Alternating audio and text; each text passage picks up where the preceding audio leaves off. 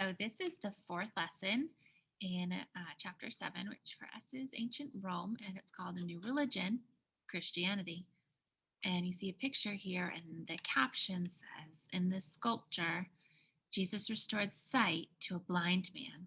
Belief in Jesus' abilities helped early Christians face persecution, cruel persecution. So here's a quote that we get from the Sermon on the Mount, and it says, "Blessed are the poor in spirit, for theirs is the kingdom of heaven. Blessed are those who mourn, for they shall be comforted. Blessed are the lowly, for they shall inherit the earth. Blessed are those who hunger and thirst for what is right, for they shall be satisfied. Blessed are the merciful, for they shall be treated with mercy.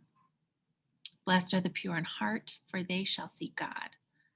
Blessed are the peacemakers, for they shall be called the children of God. Blessed are those who are persecuted in the cause of right, for theirs is the kingdom of heaven." And again, that's from the Sermon on the Mount, which we find in a book of the Bible called Matthew, chapter 5, verses 1 through 10. The beginning of Christianity. According to the Bible, Jesus, who was a religious teacher, spoke these words to his followers and others in the first century AD. These words are an important part of the religion called Christianity. In the beginning, its followers were mainly the poor and the slaves. Roman rulers tried to stamp out Christianity by killing its followers, but over time it spread throughout the entire Roman Empire.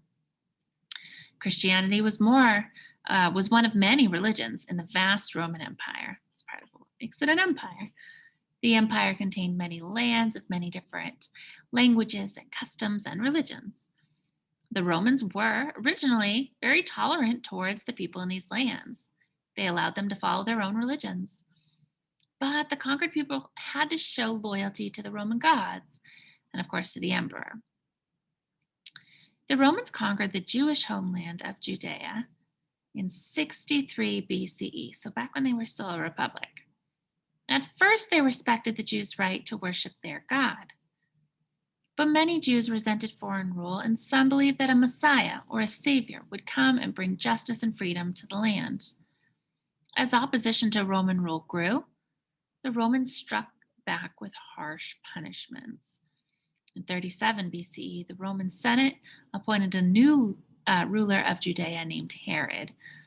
It was during Herod's reign that Jesus was born in a Judean town called Bethlehem.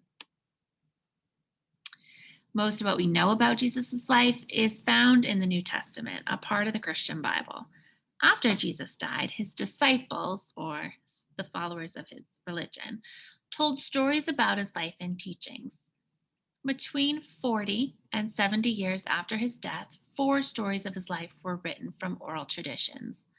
People came to believe that 4 disciples, named Matthew, Mark, Luke, and John, had each written a gospel, meaning one story of Jesus' life.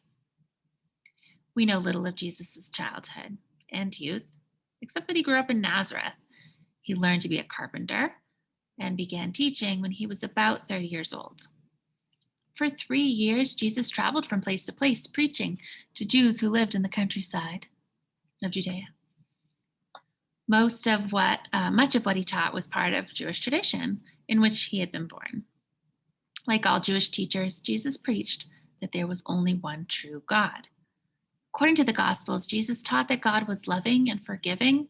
He said a person had a responsibility to, quote, love your Lord, the Lord your God with all your heart and your neighbor as yourself. Jesus also said he was the Son of God and the Messiah. And he promised that people who believed in him and followed his teachings would have everlasting life in heaven. Jesus' teachings alarmed many people. Some complained to the Romans that Jesus was teaching that God was greater than the emperor. The Romans feared that he would lead an armed revolt against Roman rule. So the Roman governor condemned Jesus to death. He was crucified, which was a common death penalty for going against the empire.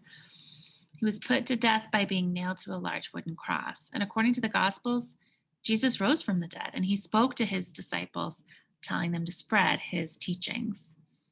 And here we see This is ahead in time, right? This is 325 to 600 um, AD. But we see the spread. So the orange are little pockets of Christianity popping up around 325 AC or AD. And then the yellow is the area that's has kind of expanded Christianity by 600 ACE. And then the red just shows you the arrows and which direction, how one pocket led to the next, etc. So it really encompasses the whole Roman Empire by about 600 AC. So let's talk about that. Christianity spreads. The Greek equivalent of the word Messiah was Christos. Turn like that up. Thank you. Many educated people of the day spoke Greek, especially after Alexander the Great, right? As these people accepted Jesus' teachings, they began calling him Christ. After his death, his followers, now called Christians, spread the new religion from Jerusalem to Antioch in Syria, and then finally to Rome, the city of Rome itself. One of Jesus's most devoted disciples was a Jew named Paul. Paul was a well-educated man, and he spoke both Greek and Latin, and he spread Jesus's teachings. According to the Gospels, Paul at first rejected the Christian message. And then one day, as he approached the Syrian city of Damascus, he had a vision that Jesus spoke to him. After this experience, Paul decided to travel to spread the message of Jesus. He persuaded Jesus's followers that his teachings should be spread to the Greeks and Romans and not just Jews. Paul carried Christianity to the cities around the Mediterranean. Paul's writings also helped turn the Christian faith into an organized religion. Paul wrote many epistles or letters to groups in distant cities. Many of these epistles became part of the Christian Bible themselves, like Corinthians were his letters to Corinth, and Romans were his letters to Rome, to the whole city. The fast-growing new religion soon alarmed the Roman government. Christians refused to worship the Roman gods, and they refused to worship the emperor. Many Roman officials began to view them as enemies of the empire. Nero, talked about before, was a Roman emperor who led the first official campaign against the Christians, which began in the year 64. One night, a fire started in some shops in Rome. The fire burned 9 days and left much of the city in ruins. Nero blamed the Christians. He watched with pleasure as Christians were sent to their deaths. Some were forced to fight wild animals in the Colosseum. Others were soaked with oil and burned alive. Others, like the disciple Paul, were crucified. So we see a picture of a Christian catacomb here. And it says, hidden deep underground in passageways called catacombs, early Christians buried their dead and worshiped God in secret. They decorated the tombstones under the city, right, with Christian symbols such as the fish and the anchor. So the anchor is pretty obvious. Why an anchor? Because, or at least it's obvious to me, and it will be to you after I point it out. But if you look at the picture here, the anchor really is a clever way of showing the cross symbol without saying overtly that it's a cross, that you're showing that you're Christian. And so to Christians who weren't allowed to be practicing their religion, it was a secret way to show that they were Christian. Now let's talk about the fish. Why fish?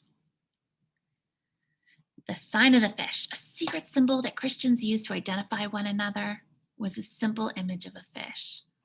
How did a fish come to be an early Christian symbol?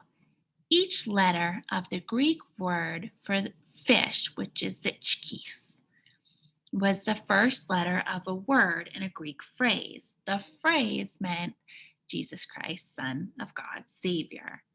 So since that phrase written out, they just took the first letter in each word of that phrase, and it just happened to be the word ichkis, which is Greek for fish. And there you go. A citizen becomes a leader. Fabiola was a rich Roman noblewoman. And we know from a couple lessons ago that rich noblewomen had a lot of freedom. So, near the end of the 300s, she gave up her comfortable life and became a Christian. She gave money to support her religion. Fabiola founded and worked in a hospital where anyone could come for care.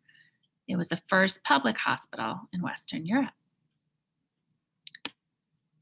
Popularity for Jesus spreads. The Romans tormented Christians off and on for another 250 years.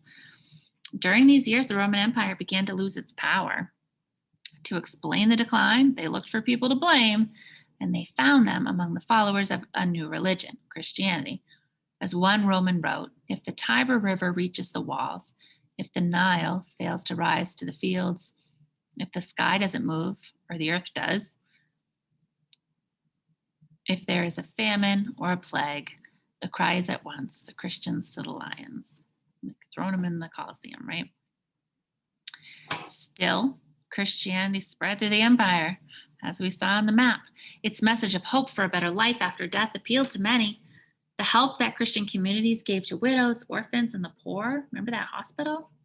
Those helpful things to their communities really helped attract people to the religion. Diocletian was a Roman emperor who tried to stamp out Christianity from spreading, and he couldn't. He outlawed Christian services, imprisoned Christian priests, and put many believers to death. However, these actions did the opposite of what Diocletian wanted. Many Romans admired the Christians. They saw them as martyrs and heroes. Martyrs are people who choose to die for a cause they believe in.